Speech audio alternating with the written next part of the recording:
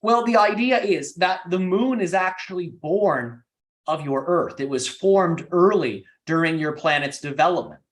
Think of it as a dimension of the Earth that branched off through the idea of impact events that took place, and through the idea of gravitational forces, the branches of the Earth that were, you could say, blasted into space over time came together, formed a body.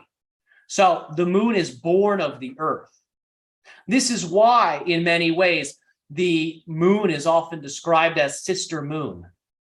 Father Sun, Mother Earth, sister moon. The idea being that the Earth itself gave rise to this other feminine celestial body. So the moon is quite ancient, it is quite old, and it impacts life on your planet in tremendous ways. For as you know, your fertility cycles are largely linked to the moon. And the idea of your species' spiritual evolution is very much linked to the moon, because when the moon waxes and wanes, it directs energies up and down the body. On full moons, energies in general are drawn upwards towards your crown. And then as the moon begins to wane, the energies are drawn back down.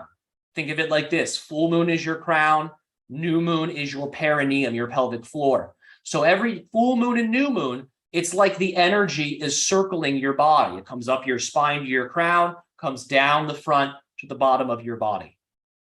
So the moon is guiding your energetic evolution through its impact on energetic flow for your world. And the idea is the moon represents a portal to astral reality. So in one of our transmissions, we have talked about the idea of planets being founders. The moon itself is a conscious living being. It has within its aura astral realities, mental realities that different beings dwell within and live within. They have full lifetimes in those realms. So these beings will utilize the moon as a means of contacting your world. When you're dreaming and you're interacting with the idea of astral entities and extraterrestrials, so on and so forth, many of you are actually traveling into the astral realm of the moon, and you're interacting with the beings and multidimensionals that exist there.